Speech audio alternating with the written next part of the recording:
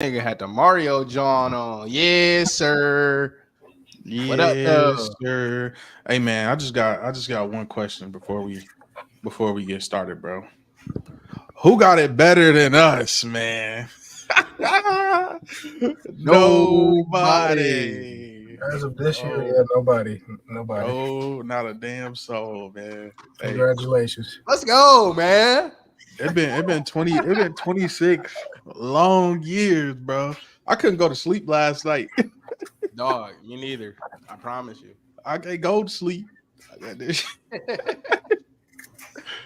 Bro, I'm dancing around through the basement. Nigga, I done seen so much. I done seen so much foldery by Michigan in the past. My adult life.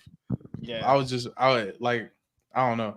It still don't even feel like fully like real that they Nah, did that shit. And it was it like ain't too hit yet. easy. It was like almost too easy too.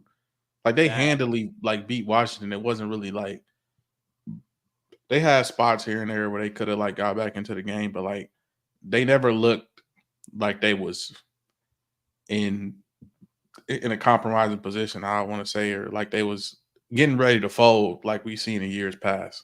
Yeah, nah, this team don't even move like that, bro. Off rip, we knew they wasn't gonna fold. Even if they lost, it wouldn't be in folding fashion. But there was a point, Melly, in my fandom of Michigan where I felt like we would never win a natty.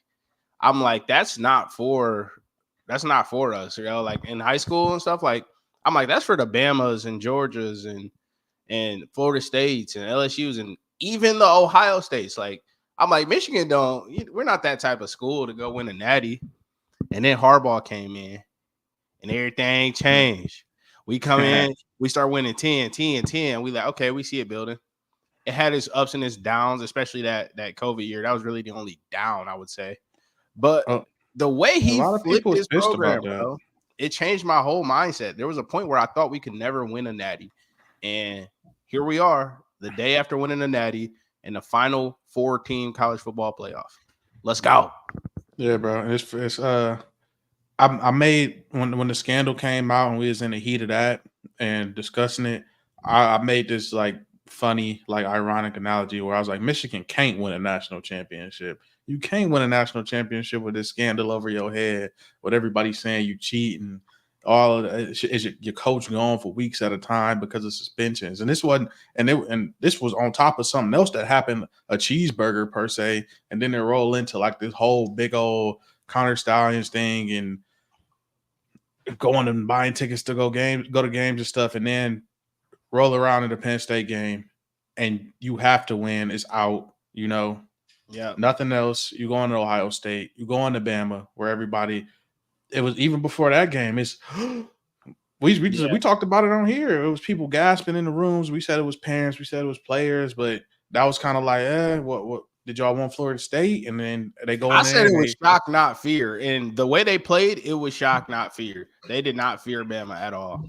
Yeah, I say it's more shock the way they played that game, bro. Because Yeah. we've seen Michigan against Alabama before, like, and it And wasn't I've pretty. seen Michigan scared before too. I've seen them a scared Michigan team, bro, on the field with somebody that they had no business being on the field with. And every single team we played this year, I never felt as if Michigan could not win that game, even when shout out to Big Cuz Sharon Moore was at the helm because all the building blocks are in place, man. And shout out to Sharon Moore and Jesse Minter. I believe Michigan has the best OC DC combo in the country. And Harbaugh really relies on those dudes and give those guys autonomy. And when it mattered most, it paid off for Harbaugh to have so much trust in them because when he was gone, Sharon Moore came in, seamless transition, won the two biggest games of the year of the regular season for us. So we could stay on path. And this has been a 3-year journey getting to this point. And the wheels did not fall off when Harbaugh was gone. Harbaugh missed what, 6 games this year? Yeah, And the wheels never fell off. So shout out Sharon Moore, shout out Jesse Minter. yeah, they took that adversity in stride, bro. Like that could have folded a lot of teams. And I'm gonna keep going back to that analogy. Like you can't win a national championship with this much noise going on, and Yeah. then the bet trend goes off where they like, okay, you think we can't do it? Bet. You think we cheating? Bet. You counted us out? Bet. We all them games against these teams that is fluke. Bet. They pulled the mask off. Yeah. The mask off. And it could have easily been some foldery underneath there, but hey, them boys stood tall and they handled business, bro. So shout out to Michigan, the 2023-2024 champions of the world. National champions. Yes, sir. National champions of the Hit world. different. Yeah, bro. That shit. The merch on the way. The national championship merch on the way.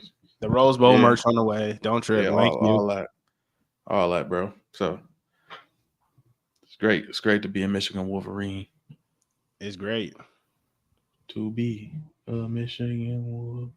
But hey, man, it was likely our last game seeing Blake Corum and JJ McCarthy. Yeah. Would you say this cemented Jim Harbaugh's statement that saying JJ McCarthy is the greatest Michigan QB of all time? Look, bro, absolutely not. But I think that Blake is the greatest Michigan running back of all time. I know Anthony Thomas, what he was doing in the early 2000s, late 90s was crazy. I got some memorabilia from the 2000 season. I wasn't even watching it, but that's how much of an impact Anthony Thomas had on the league. My dad's not even a Michigan fan. He's a State fan. And I got this old 2000s memorabilia from when Anthony Thomas set the record for rushing touchdowns in a season or in a career at Michigan. And Blake just broke his record, I think, by 3-4 touchdowns now. So I think Blake is the greatest Michigan running back of all time. And those 2 touchdowns last night helped cement that legacy. That's what I will say. They have some backs too. I definitely go ahead and not because it's recency bias, but like, bro, when they needed it the most, he got them yards, he got them touchdowns. Like a lot of people would say like he just get the ball handed to him on the 1 yard line, which granted he did get a lot of those. But I think in that Alabama game and this Washington game, it showed you that he could be dynamic and break runs. Which I mean, like the years prior before his injuries and stuff, he was breaking runs and breaking tackles. I mean, he ain't nothing. He ain't nothing but about like what 5'7", 5'8". He was the home run hitter in the backfield when he first started playing at Michigan. Hassan was the pound it every down back guy. Blake was the change of pace, Tony Pollard, Donovan Edwards type back who would come in and hit the home runs. And then he transitioned to that every down back, put on a little bit more muscle so he could take that quote unquote pounding, for lack of a better term. But I mean, shout out Blake, bro. Boss. But you could tell how much they missed him in the last 2 college football playoffs that they was in. Yeah. I think besides Georgia, that was probably they could have definitely used him in the TCU game. Nothing we could have did with Georgia. Sorry. Nothing we can do about that. I'm not even gonna do that, but TCU, it could have been a difference. But yeah, bro. Shout out to Blake, man. Blake the Great, MVP of the Rose Bowl to me and that national championship game. And shout out to that defense too, Will Johnson. They stepped up in a major way. Washington got NFL talent all across the board on that offense, and they shut them down. That's probably the worst. Yeah, that's probably the worst I've seen them play all year. Bro, the Michigan defense was so crazy yesterday, bro. I mean, from the top on down, we talk about Rob Moore, 3-star out of Ohio. We talk about Mikey Sainristil, Will Johnson, all those guys. But who don't get mentioned a lot because everyone talks about Michigan's D-line, and our DBs are kind of the leaders of, the more vocal leaders of the team.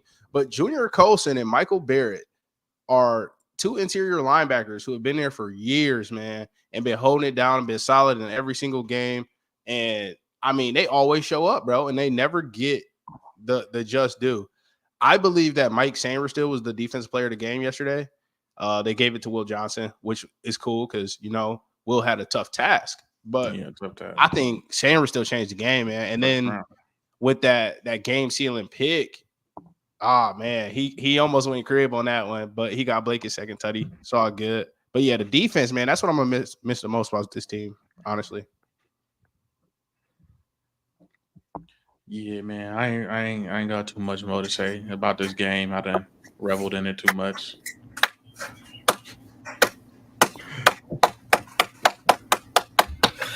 The Rich Rod era. Trouble with the snap. App Man. State. Go through it all again, right? Just to get another one, right? Go through it all again just to get another one. That's 26 crazy, man. years. So look, man. With that being said, I think the Green Weenies up next. We need like 2 more scandals. Yeah. We need like one more big upset. Yeah. That's not in our favor. One more scandal, and we got us a natty. One more good juicy scandal. Y'all got y'all natty for sure. I definitely love to see Michigan State get one. Y'all done paid y'all dues. Y'all done did too much, bro. They done been through the ringer, boy. Niggas done paid their dues, bro. Oh man, so Sparty. But we one more thing too that I'm just gonna add to this is because it is the Final Four team college football playoff, and it's always gonna be special because of that. But man, going forward, looking at what the Big Ten is gonna look like next year, man, and just looking at Michigan's schedule, where they have Texas on the schedule, as well as USC and Washington, and of course Ohio State and Michigan State, and all these big top tier premier programs. And it's like at this point, why even schedule a Texas out of non-conference? Like, I know this was scheduled way before the Big Ten merged with the Pac-12, but going forward, man, it's not worth it, yo, because you're gonna have to get into the playoffs with what, 1 or 2 L's max. Yeah, that's what I'm thinking coming out of these conferences, bro. 2 is the max. 2 is the max, I'm thinking, because there's at-large bids for like Power 5 and stuff too, automatic bids, I mean. So, hey, this Big Ten is about to heat up nice, and Washington just got their welcome into it because everybody plays like that in the Big Ten. Everybody doesn't do it to the level that Michigan does it, but that's the style of game that we gonna play in the Big Ten. And Washington showed all they could do was complete screen passes last night, and that's not gonna cut it, Kalen. Well, yeah, I think that's where I pull in the other talent, right? That's more fitting of this conference. But other than that, I wanted to say, yeah, if you is in these Power 5 conferences, it better be nothing but Group of 5. You might get caught by a Sun Belt. You might catch a strong Sun Belt team. So you better schedule you might have to schedule an FCS school or something, HBCU, because you liable. All these kids that don't make the Big Ten, SEC, Big 12, they're gonna be in them Group of 5 schools, and I think them schools might benefit from this because if you can't make it to these big premier programs, bro. So be careful with who you schedule in non-conference because that may very well cost you that 3rd loss. Facts. That's all I had on the natty, man. I could go on for hours, but a lot has been said already from the mainstream media. So y'all know what it is, man. Just know we here, man. Hell. But bro, is it time to go to the big boy tourney?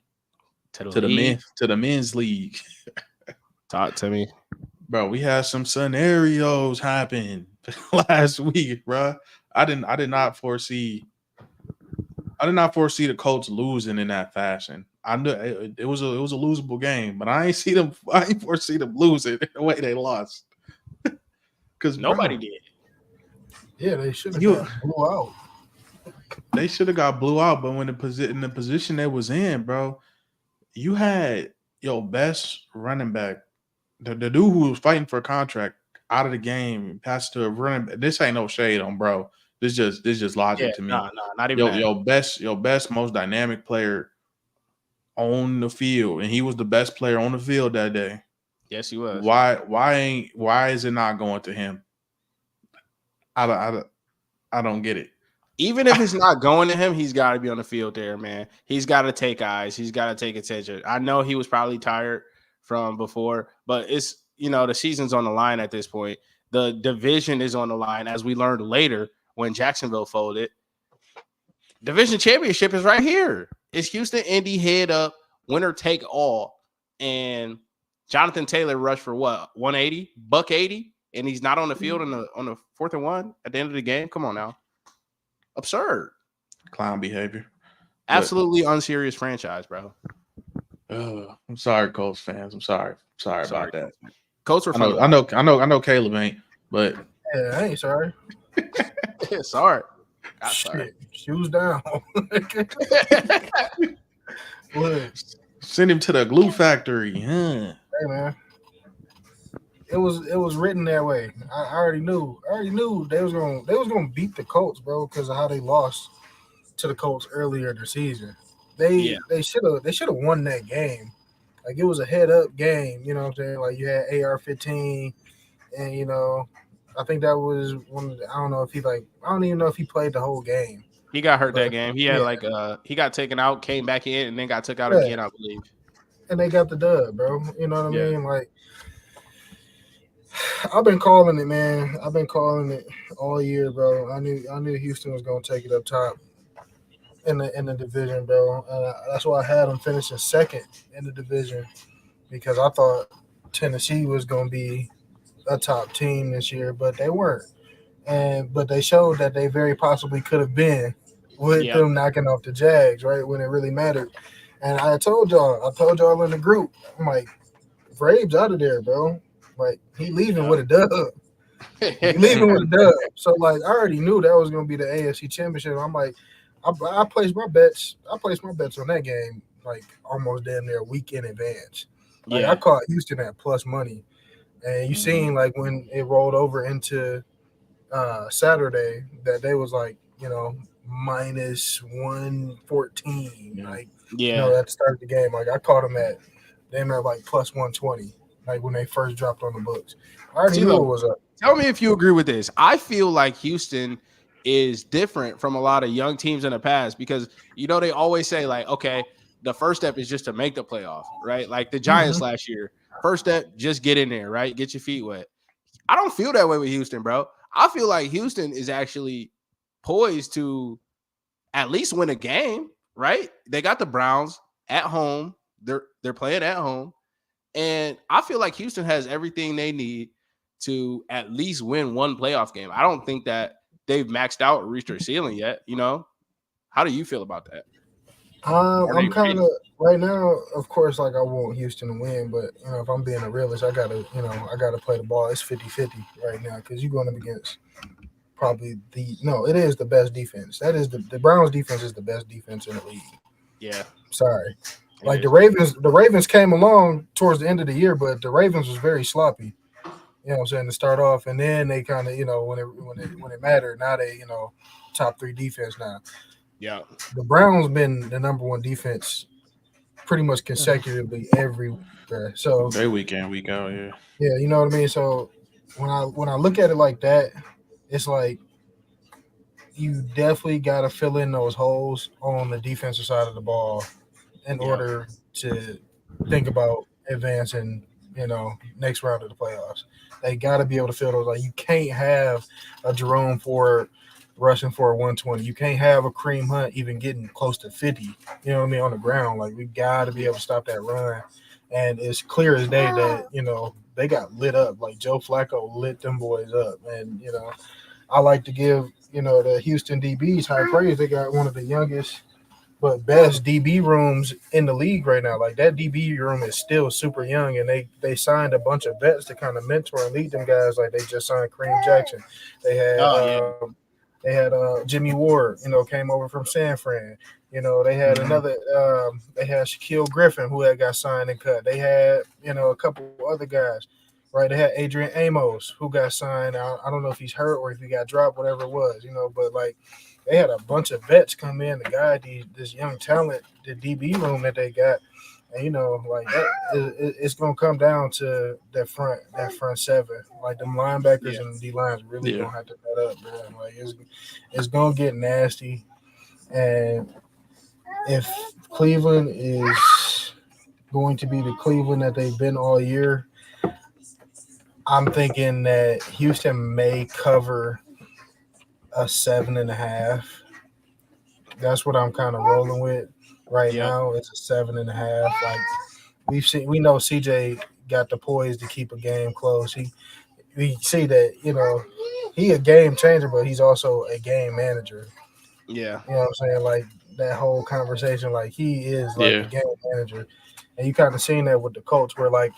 It helped him, but it also hurt him by him being a game manager. You see when they tell him, hey, turn it on, change the game for us real quick. He can do that. So He had a couple of throws that was game changing off that back Mhm. foot. That's all I'm gonna say. Exactly. They was on the money. Mhm. I'm a real quick get my keys for Houston and then my keys for the Browns. So Send keys for the Browns, right? Limit the big plays by Houston because they want to stretch the field vertically. And then for Houston, on defense, get ahead of the sticks and don't let them get to these 3rd and 5s, 3rd and 4s, because they're going to want to run and play action with Joe Flacco. And then number 2, tackle, bro. Tackle these backs. And then the other side for Cleveland. So them my keys for both teams, man. The Browns gotta keep doing what they're doing with that play action. But I feel like if the Houston Texans turn on the second half of that Jets game, you could see where they kind of slowed down Cleveland. I know they turned on Jerome Ford a little bit more, but you gotta limit that play action game and limit them big plays because Cleveland in a lot of ways want to do similar things to what Houston want to do. But you gotta get ahead of them. You gotta get ahead of them chains. Gotta make them boys tackle because they got 2 backs that they could rotate. And Pierre Strong show he capable as well. Facts. So I'm gonna pass it off to you, Chaz. I mean, I love the points you made, and I also just want to add on to a key for Cleveland to win this game is to stop the run early. Don't let Houston establish the run early. Make CJ Stroud put the ball in the air 50 times to beat you, right? So then you can throw a whole bunch of different looks at him. He'll never know what he's seeing. Myles Garrett will get to pin his ears back and get to the passer. Stop Houston's run first. Stop Singletary or whoever else they got in the backfield, right? Stop them first, and then Cleveland will be able to control the tempo of the game. They'll be able to chew the clock up. They'll kill them in time of possession, and they'll win the game by 10 points. But for Houston, I mean, it's almost just the complete opposite, right? It's like you have to establish balance on offense to keep Myles Garrett at bay so he's not just pinning his ears back and coming after you. And I think Houston has shown that they can do that. That was one of the best things I've noticed about Houston down the stretch. Right before CJ Stroud got that concussion is when Houston was really running the ball the best and showing that they were really a balanced offense. And hey, Nico Collins, he a real Michigan man, bro. He could beat anybody on the outside, bro. So you got Nico playing like this right now. He's peaking. CJ's right back in stride where he was. So, I mean, honestly, I said the line would be Cleveland -2, -1.5. But if that's the case, I'm leaning Houston here because at the end of the day, I believe DeMeco Ryans having the opportunity to see Cleveland at full strength a couple weeks ago and Cleveland not having the opportunity to see Houston at full strength is going to give DeMeco that edge to make all the proper adjustments to slow Joe Flacco down. If you don't think DeMeco can scheme up a defense to slow Joe Flacco down, I mean, what is he there for? Come on now, it's DeMeco Ryans, bro. He's a dog. He's built for this. So I give Houston the advantage, man. I think Houston wins this game by 3 to 6 points, bro. I think it'll be a tight one, but Houston pulls it out in the end. Last cliche thing is obviously win the turnover battle. Cleveland, CJ, guy, he been taking care of the ball, but you know what I'm saying? There's some extra emphasis this week on the defense because obviously, like you said, he didn't play in the game. Case Keenum played. So in this game, take your shots, but be careful because Myles Garrett breathing down your neck, Emerson, and what's the other boy name from Ohio State? No, he's not from Ohio State. He's from LSU. Damn, I was thinking of Denzel Ward. Denzel Ward, yep. He's from Ohio State. Yeah, he is Ohio State. So Emerson and Denzel Ward, take care of them boys. You know what I'm saying? They will pick you off. So win the turnover battle. My last little tidbit for Houston. But I do think they win this game.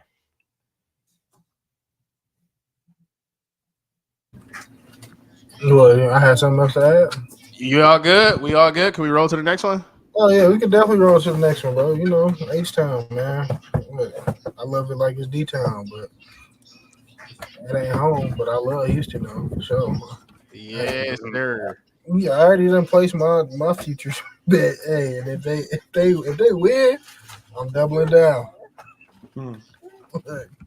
The AFC is there's so much parity in the AFC, bro. I don't care what nobody say. Anybody can Yeah. come out that AFC, bro. I can see 5 different teams coming out of there, and Miami is not one of them. So on to the second game, Miami, Kansas City, Saturday night. Talk to me, Melly.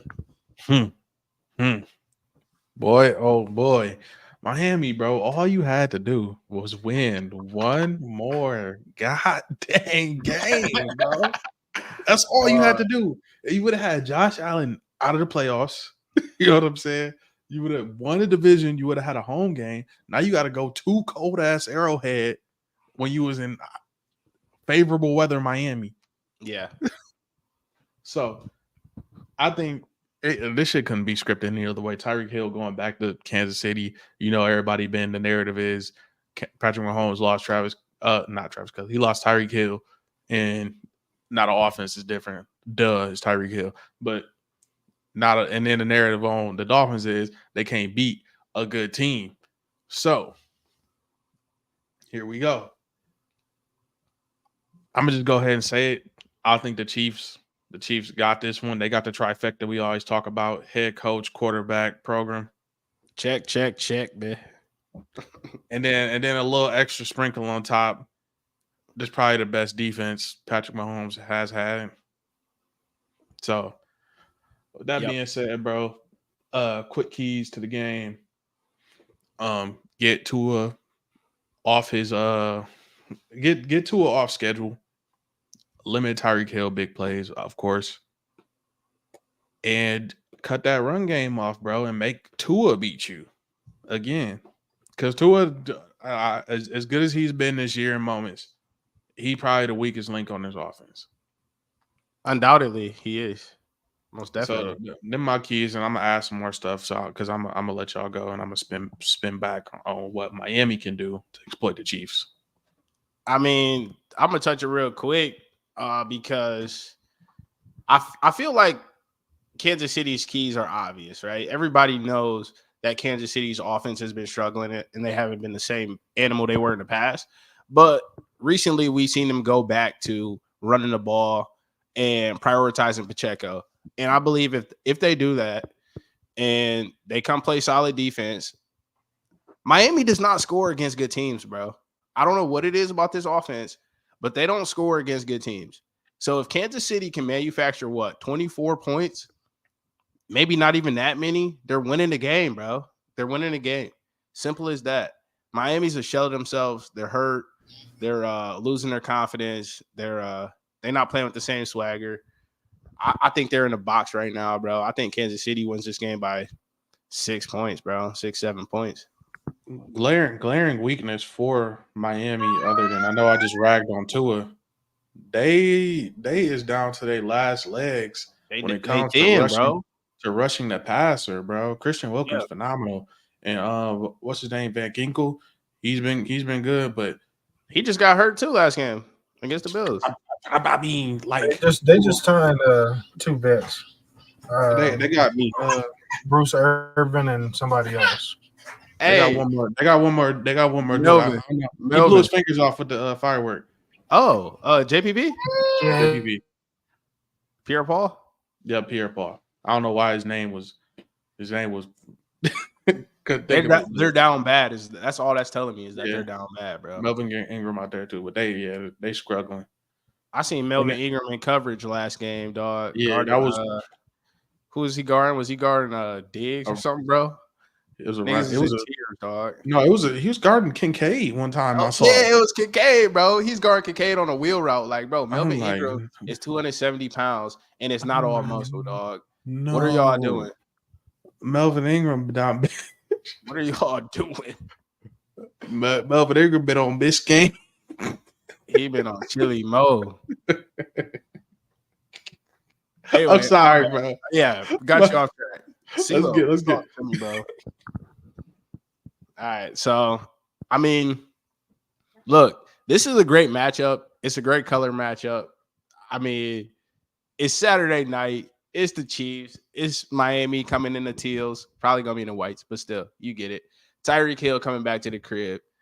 there's gonna be some juice in that crowd.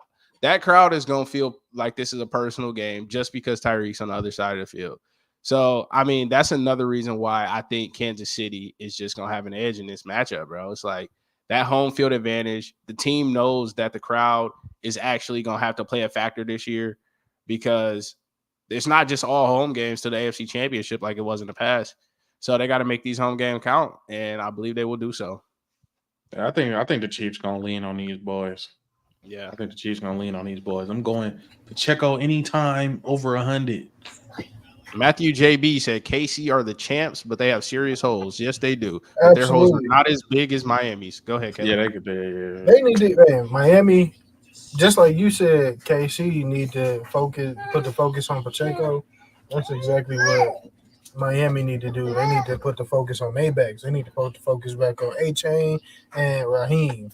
And Wilson, Jeff Wilson. They definitely need to get Jeff Wilson involved. I seen Jeff Wilson get some spin last week, and I was low-key kind of excited because that's what they missing. They also missing that hefty back that's going to put his head down, you know what I'm saying, through that middle. Like Raheem, he'll do it, but, you know, he little body. Yeah, he don't want to, but he don't want to. He'll do it. He in his 30s, bro. He can't be doing too much of that. Like Jeff gonna lean on somebody, bro, especially in them crucial moments.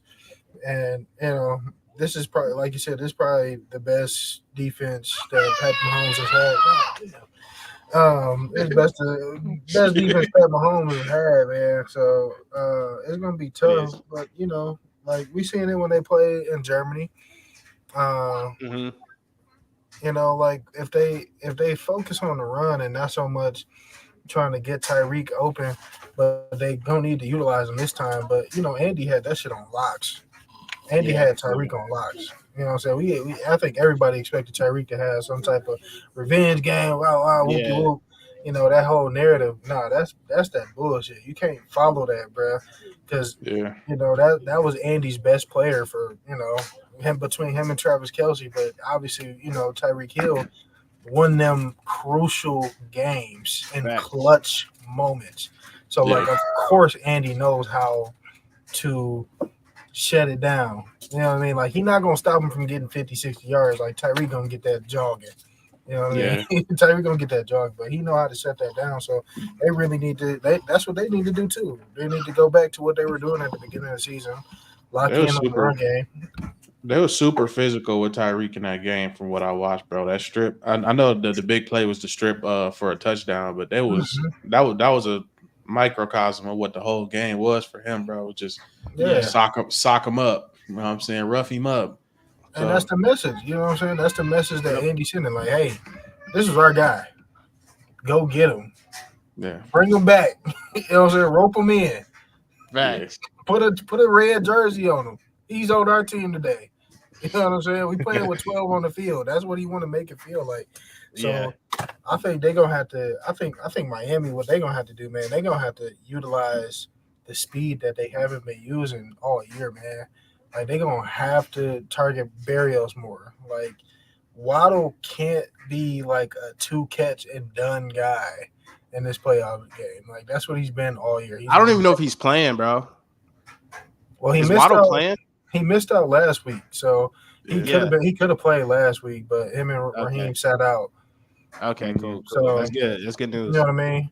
So like, but again, like I said, like he can't be a 2-catch guy and then he, you know, questionable for the rest of the game. You know, like they need to use Berrios. They need to use Craig Crockraft. Like they need to use Sad Wilson, who been actually coming up big for him like these last couple of weeks, even though they've been losing a lot of these games. Like they gonna have to utilize those guys to get Tyreek open. So, you know, I would like to see Miami win, you know, just to have a shake up in the playoffs and not see Mahomes in the AFC Championship game. But you know, it's hard. It's like a Brady thing, bro. It's like it's hard to root against greatness. Like you want to see Mahomes keep that streak going. You know what I'm saying? You can't kill him, bro. He's a cockroach. But so I think this where the shakeup gonna come in this next matchup, though, bro. If ain't nobody like, I think this is the shakeup. The Bills and the Steelers. Yeah, I think this might be a trap game for the Bills. I know we in the playoffs, but the Steelers have been underratedly as hot as the Bills, but it's just not They just ain't got the sexy quarterback like how the Bills got. And you know what I'm saying? Mason damn near better than Josh. Mason damn near better than Josh, bro. Hey, they call him Clark Kent, man. They say Clark Kent. He done came out of damn. He done saved their season, bro, because he done came out and they done said, we might not need Kenny. You might not need Kung They Fu did. Kenny. That's exactly what they said. Kenny, you cool? Go ahead. You good? Chill out, bro. Sit this one out, champ. I'm good, coach. Chill, bro. You good. Sat Kenny down. Mason been balling. Done won every game since. And I kind of feel you with the trap game narrative, but is it really even a trap, though? It's Pittsburgh, bro. Like, if you're going to take anybody serious, you're going to take Mike Tomlin and his boys serious. Like, But I know the spread like is big, the public narrative. If you just looked at this game and you seen how the Bills been playing, and you know the Bills been successful, so they've been all over the not the Patriots, the Steelers have been, you know, they trying to get it together all year long. the Steelers have been better than the Bills recently, though. I know, but I'm saying public perception. Mike Tomlin, consistent winning seasons, but they get in the playoffs and then what? Or they don't make it. So this is a time where, like, you know, if you was a casual fan, and this is not a knock on if you just a casual fan, you see Bills Steelers, you like, oh, Bills, of course, Josh Allen, Stephon Diggs, James Cook, you know what I'm saying?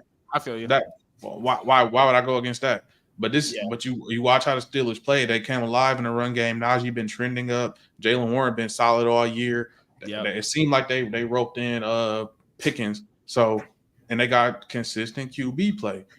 So why not the Steelers? Why not us? Double down on the spread. It's double digits, bro. It's the playoffs. The Steelers keeping that close, bro. That's one possession game. Why not us? Why not us? I'm the Steelers. $10 bets on that plus 10 for Pittsburgh right now. Yeah, come on, bro. I'm putting the house on it, bro. That's crazy. Gonna touch that.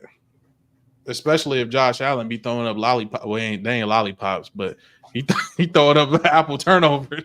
He is definitely throwing up picks, bro. He's throwing at least 2 picks to Pittsburgh.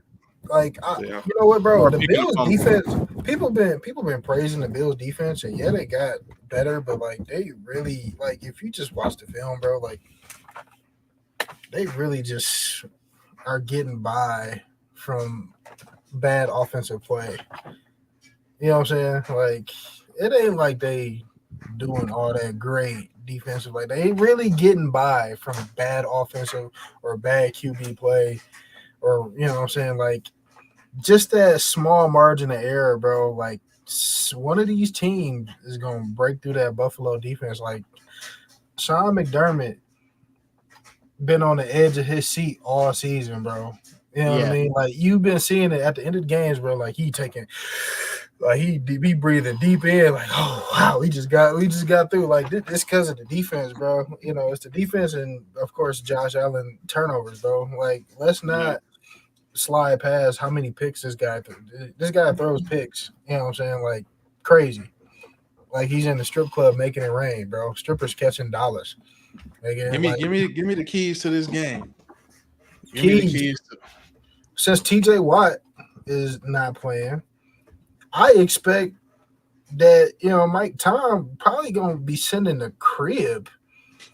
You know what I'm saying? Like, he gonna be sending the crib, and you got a rookie DB that, you know, is up for Defensive Player of the Year.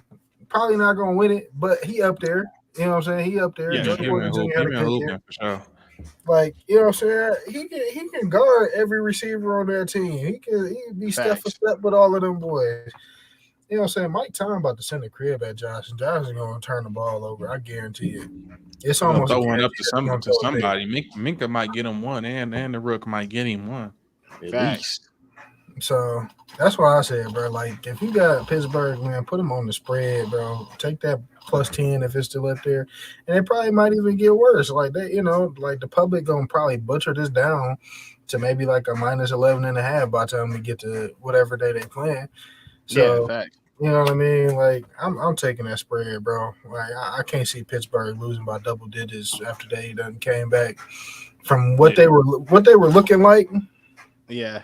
First half of the season to what they look like the back half of the season. I definitely don't see them losing by double digits. If it was a better team, I feel like, Pittsburgh is in a situation to get completely exposed. But we just seen the Bills struggle with New England. We seen them struggle with Los Angeles with Easton Stick. And I don't really feel like the Bills are just this wagon that is untouchable. And if you just think about how Pittsburgh is going to approach this game, they're going to come in this game and try to play bully ball, bro. They're going to run the same script that Belichick ran when he beat them last year, or was that 2 years ago? A couple years ago.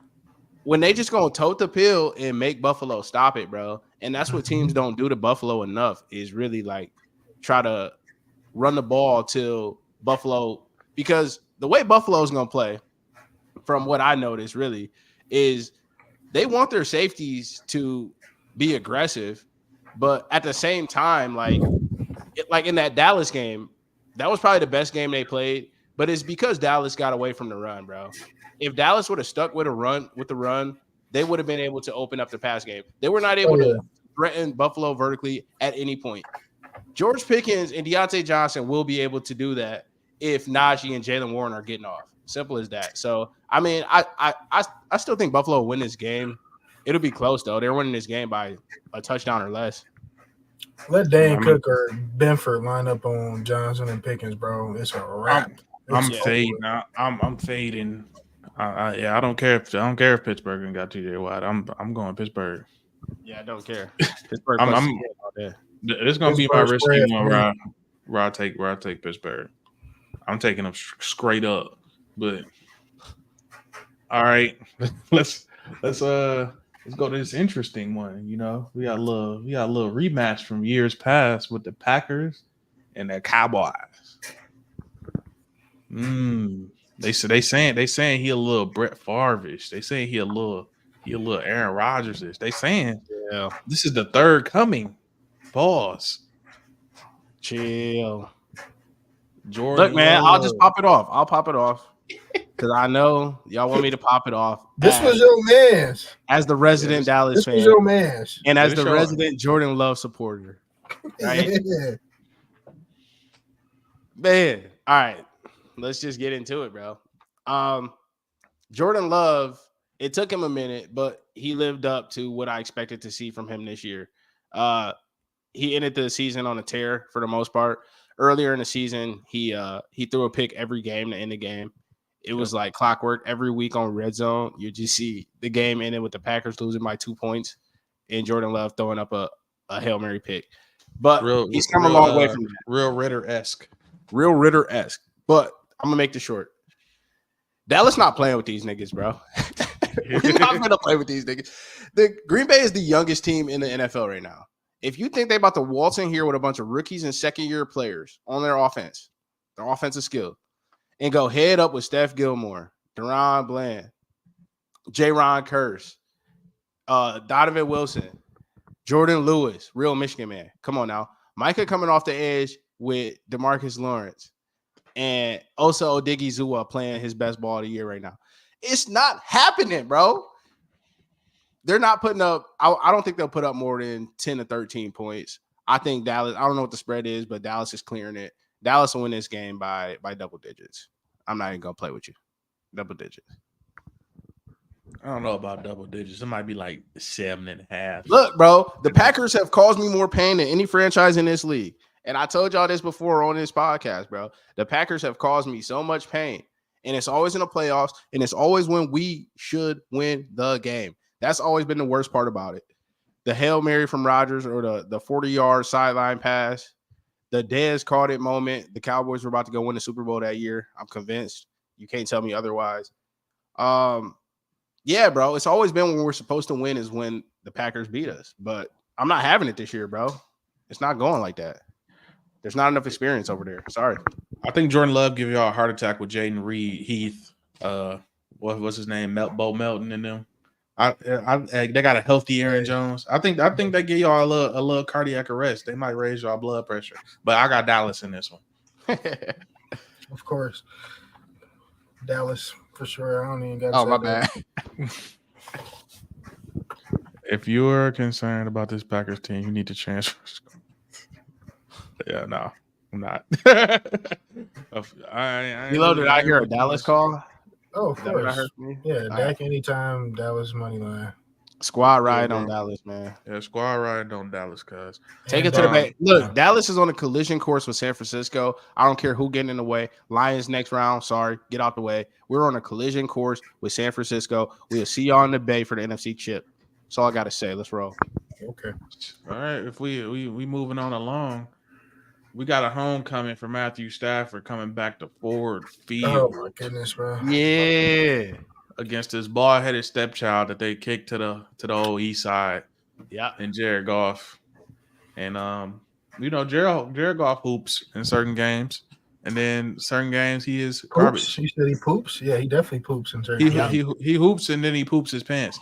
But the Rams been probably this probably gonna be overblown, but other than the Steelers and the Bills, been the most consistent team week in, week out when it comes to. Nobody really was counting on this team to do anything this year, but they just keep on keeping on. Good quarterback play. Good. Except for me and you, Melly, in the preseason. We told niggas that the Rams was gonna be a problem. And Yeah, niggas bro. didn't want to listen to us, but it's cool. Go ahead. Because what do they have? The head coach, the quarterback, and the program. The program. So yeah, this is a guy who was in the Super Bowl year before, and they had the best player in the world, and Aaron Donald. So they find a rookie 5th rounder. They get Cooper Kupp back healthy. They get rid of what's his face, and they get Kyron Williams, who's been a wagon for them. And they start leaning on people in this run game, and then they got Matthew Stafford wheeling and dealing to them weapons on the outside. And hey, I don't know. I'm 50-50 on this Rams Lions game, bro. If you're not 50-50, you're lying to yourself, bro. You got to be 50-50. This is like the most 50-50 game I've ever seen in my life. From a narrative standpoint to a Styles Makes Fights standpoint. I want you to go. I didn't want to cut you off that bad, but it's like I hate it for the Lions, bro, because it's just almost like a story. It's a storybook story, bro. It sucks for the Lions. And there's so many ways I can see Matthew Stafford sliding to the D, bro, and leaving victorious, bro. And it breaks my heart. Stay at his old house. Come back. AG can't call a defense in a big game to save his life, bro. Matt Stafford might throw for 500 yards, dog. Like, bro, like I can see it happening right now. Like Matt Stafford, bro, he might come back to Detroit and throw for 500. Yeah, I shit you down, bro, because Aaron Glenn cannot call a defense in big games to save his life. I don't know who takes over the defensive play calling when they get into them clutch moments, but I know it ain't him. Look, dude, look. And the thing is, bro, I was reading an article, and it said that like Aaron Glenn was like a player's coach, like players like him as a defensive coordinator, as a DC. I'm like, yeah, they voted him number 1. Yeah, I'm like, damn, that's crazy because our boys be getting diced up, right? Yeah, so y'all get MAs for him. Is he not calling out the MAs, the loafs? Yeah, I don't know what it is, bro. I really don't. I don't know. I don't know. It's like something is missing. And Matt Stafford finna expose that defense so bad, and Jared Goff gonna have to answer blow for blow. It's gonna be a shootout, bro. It is. It's inevitable. It's gonna be a shootout. You can't play that game with them, man. There's got to be a time. There's got to be a time of game. They built to it, but there's got to be a time of possession game for the Lions, bro. They gonna have to lean on these boys. I don't see it happening that way. I don't see it happening that way. I think they would like to, but I don't think because the Rams have a sneaky good run defense. Yeah, I don't think the Rams gonna let that happen that easy, bro. Like they're not about to just sit there and let Detroit pound the pill, bro. They gonna make Jared Goff beat them. If anybody knows how to beat Jared Goff, it's Sean McVay. Because Jared Goff beat Sean McVay so many times when he was on his own team because of his shortcomings. So Sean is gonna squeeze those pressure points and make Jared make the throws that he don't want to make and is incapable of making. So yeah, bro, it's a tough matchup, but like Very tough. I still want to lean Lions, but check back with me in a couple days. I'm not making I a want to pick. lean Lions, bro. I'm not I making a I pick definitely yet. want to see the Lions win at the crib. 30 years since you had a home playoff game. I definitely want to see the Lions win, but Yeah, it's almost like it's already written. It's gonna This be more, bro.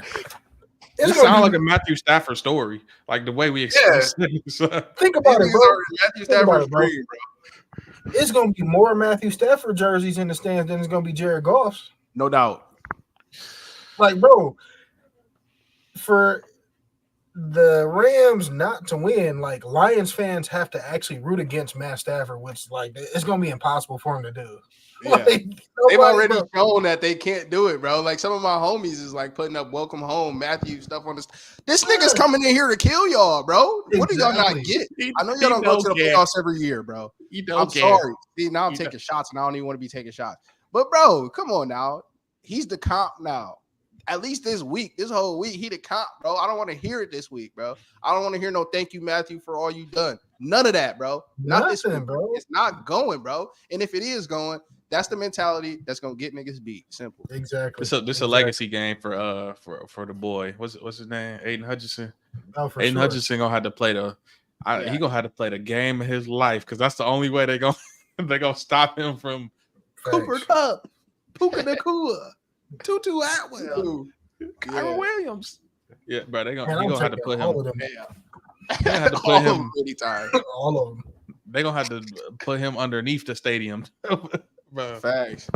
I'm saying this gonna have to be his game, bro, because they ain't stopped nobody in weeks. The best game I seen him play on defense recently was against Denver, and Russ ain't even a starter no more. Yeah. So, yeah, bro. Time of possession, Aiden Hutchinson gonna have to break this game and get them behind the sticks, and the Lions keep the ball away. Them my keys for the Lions to win this game. Put a same game parlay on this. You can't lose. The Lions got to play Michigan football. That's what they're going to have to do. They're going to have to treat the Rams like they're Washington, and they're going to have to play Michigan. Gibbs and Montgomery need 250 plus combined, all purpose. And I need to see some flashes of J-Mo. Look, but bro, that's my last thing, bro. Speak on it. If Nick Mullins can throw for 700 yards in 2 games, Matt can throw for 5 in 1. Give me the Rams money line. Fuck these niggas. Get them out of here. Wrap this shit up. I'm tired of all this hoorah in the fucking city, man. All these fake ass. Fuck them. Get them out of here. Pack this shit up, dog. Hey.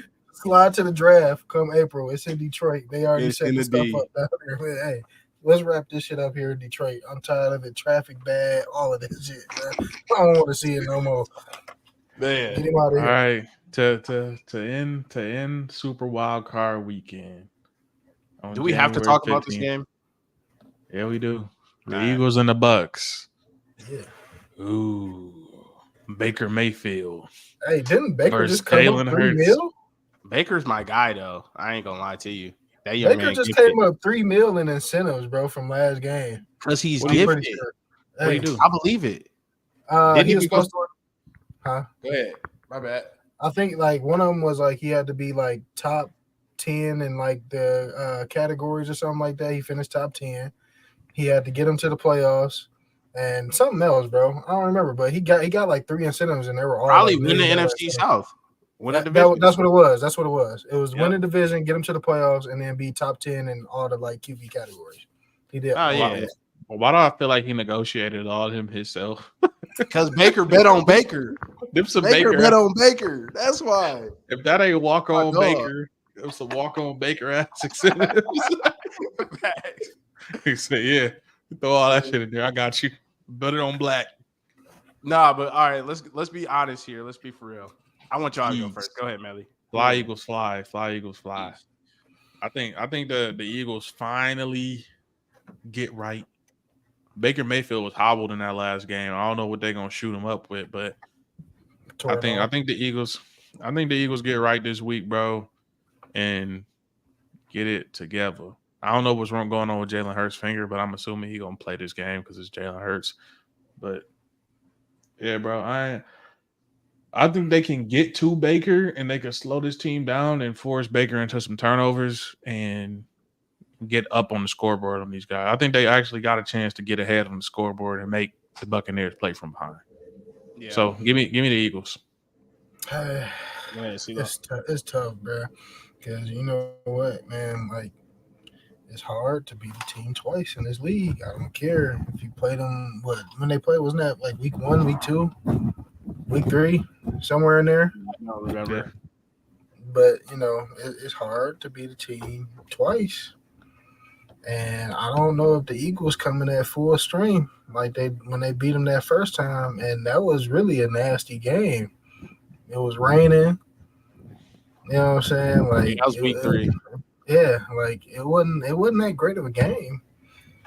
Weather-wise, if they get some good weather and the piss poor performance that the Bucs just put on to win the South against the Panthers, right? That's sorry ass shit. I'm expecting them to put some points up this week. Yeah. You don't have. I mean, you can. It's very possible to have back-to-back sorry ass weeks, but I'm expecting to see Mike Evans in the end zone. I'm expecting to see Rachaad White in the end zone, and I'm probably expecting to see Cade Otton or Cole Keith in the end zone, or if not, one of them. Baker probably gonna hobble his ass in there himself. So. With the broken leg, bro. I really don't know. The Eagles' downfall been crazy, bro. You know, like that's like night and day. Give me one, bro. Give me something to fuel me. What is it? Is it Philly or is it Tampa? Say what you want to say, Caleb. Call it like you really see it, Caleb. I ain't gonna say nothing, but I know what I'm hearing. Hey, man. What the niggas at Western say? Rode a boat, man. I got the Buccaneers. Look, rolling it in at the crib. Look, man. Throw the anchor down at the crib, nigga. Throw the anchors down. Fire the cannon. Fire the cannon. Tampa Bay. Philly is begging to be put out of their misery. They're like a old dog who's whining and, you know, just moping around, bro. Just put me out my misery, bro. It's like a horse with a broken leg, dog. A.J. Brown getting hurt in week 18 after they're getting punished by the New York Giants. Jalen Hurts breaking his finger. Come on, bro. They're being – I know, look, JB saying this is my Dallas fan talking right now. But the proof is in the way they play. If you've been watching them recently, did they not just lose to Arizona last week in a game that would have won them the NFC East? Did they not just lose to the Giants in a game that could have won them the NFC East if Dallas happened to trip up? And these games matter. This is my point. And when it mattered, Philly was still getting exposed. Ever since Matt Patricia took over this defense, it has gotten even worse. There are glaring holes that Baker and them boys should be able to take advantage of. But as giddy and ready as I am to put Philly away, I'm not gonna be able to do it this week. I'm gonna be real with you. Philly gonna beat the Bucs. I feel like the Bucs gonna run short. They're gonna run out of gas. Philly gonna end up getting it done in a nasty way, and then Philly will get popped next week by San Francisco. So all will be made right. But yeah, they're begging to be put out their misery. But if they lose this game, Sirianni's gone. So he's not gonna let that happen. He a real Mount U. Yeah, that's great. Mount U dog. Mount Union, stand up. We here. I got your back, Sirianni. He gonna win Mike one. Evans Mike Evans 2 touchdowns. And I was reading something that's happened like that. That happens in the Eagles franchise like all the time. Well, I don't know how many coaches that they've had, right? But like I read an article or something where like, you know, a new coach came in, had already had like a super team, did great first year, then like the next 2 years like just completely fell off. It just fell apart. Gets fired. That is kind of like the Philly thing, bro. You know what I mean? Kelly out of there. They got Andy Reid out of there. I don't know who's before Andy Reid.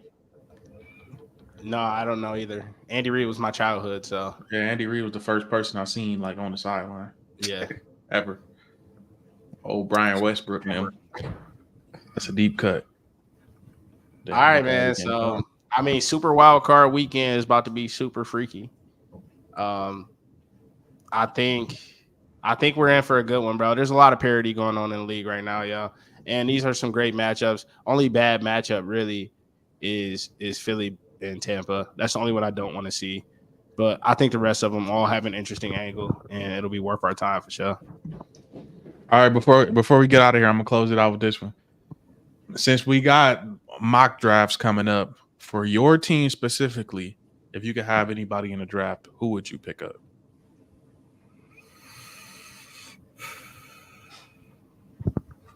You can get anybody you want. You can get anybody you want. Like Or for, you can just- for our like just for the team we root for. So like Yeah, if just- I'm talking about Houston right now. Yep. Probably Jerzon Newton from Illinois, the D tackle. Dallas could use another D tackle, another interior guy. When Jonathan Hankins got hurt and we had to play Mozzie Smith, we seen that Mozzie was not ready yet, and our defense took a big step back. That's why the Bills were able to pound us. So yeah, I'll say Jerzon Newton from Illinois. No. But he'll be gone by the time Dallas is drafted, so that's not gonna happen. Caleb. Mm-hmm. I had to get back to you on that one. I don't know. Some offensive lineman from either Georgia or Alabama. Penn State got a dog ass tackle. We actually do need the right tackle. Yeah, for sure. Yeah, so a right tackle. Whoever is the top right tackle coming out of this year's class, I don't know. Notre Dame got a tackle too. Joe Alt. That's what I would pick for the Texans for sure. Yeah. I'll go right tackle and D tackle. All right, what about you, Melly? Since you want to put us on the spot, I'll take Jared Verse. What? Let's get another edge. I thought you was gonna say like Caleb Williams or Drake May or somebody who can get y'all over the hill and win y'all a chip finally. They're not gonna do that. But if y'all new here, Melly is a San Francisco fan, so realistically, if it was like a real draft, probably Jared Verse. But like you said, if it was a quarterback, bro, I'm gonna have to go Jaden Daniels. Give me Jaden Daniels. That'd be fun. I like his game. Yeah, that'd be fun. He got a lot of reps. He can run like Trey Lance. He got a lot of reps. I'm like running offense. I really don't think you can go wrong with any of the older quarterbacks. Like if you scooped up like a Mike Penix or a Jaden Daniels or a Bo Nix, them old dudes. Any of them will be perfect in San Fran. Quick sidebar, because a lot of people are always talking about how old quarterbacks is a negative, and typically it is a negative. But hear me out. I got a little theory. Since all these guys had that COVID year and they're all older, I believe the top 5 quarterbacks are older than the 5 youngest quarterbacks in the NFL, starting quarterbacks in the NFL right now. Mm-hmm. If that don't make sense, you got to just look up the graphic. But anyway, these guys are coming in older. And everybody wants to win on a rookie contract, a rookie quarterback contract. And the reason why it has not been successful is because it takes these guys so long to get ready. But with these guys coming in older, instead of it being a negative, I feel like it's a positive now because, Caleb or Mike Penix or Caleb or whoever is going to be 29 years old, almost 30 years old before they're off their rookie contract. So you're going to have a grown man at the helm for cheap. If y'all build around them and got the program running right, man, that's an advantage. Absolutely. So, yeah, let's flip that narrative. Old quarterbacks are now a good thing. If this is tracking, right, like I said, if we could get Jaden Daniels, Bryce Young showed flashes. We already know CJ Stroud. They all best friends. So, yeah, maybe something rubbed off on. We already know Jaden, he the Heisman, the best player in college football this year, but if we could get Jaden Daniels, you know what I'm saying? California kid, San Francisco, man, it ain't gonna happen, but it'll be a good story. Yeah. You never know. Hey, it's saying he projected to the Giants. This week? Is CD scoring against the Pack? CD has scored 9 weeks in a row. Let's make it 10. Yes, CD is scoring. Yeah, he gonna be negative money. All right, this to play, man. Right there. 7 to win you 400. That's them all our picks right there. Man, send that. Parlay. Send that in the group, man. We might have to put that on the gram, but I don't know. We're gonna have to see. Yeah, I want to put a poll up to see who would like the picks or potentially a Discord because You know what we I should got do? some gambling folks that probably would cap Hey, for us. we can do that, bro. That's Yeah. we not to. I mean, who I don't care, but I see it on Twitter all the time. Maybe. Dude be making people bread, and he just do like a hashtag fade the polls. Like he'll put like 2 or 3 listings. Who gonna do this out of those 3 people, or those 3 teams, or those 3 player props, or whatever, and it's like fade the polls. So you just follow Yeah. with whoever get voted the most. Single bet it. If you're a single better, parlay them, whatever you want to do. So yeah, that could definitely be something to uplift, That's build. sweet, man. We can rock that Wing this X. I think we Feel it? more football centric, but basketball coming back around. So, hey, without further ado, Super Wild Card Weekend. Tap into this if you want some insight for your parlays and all that. The football season's coming to an end. So, without further ado, go blue, and I'ma get us up Yeah. out of here, cool.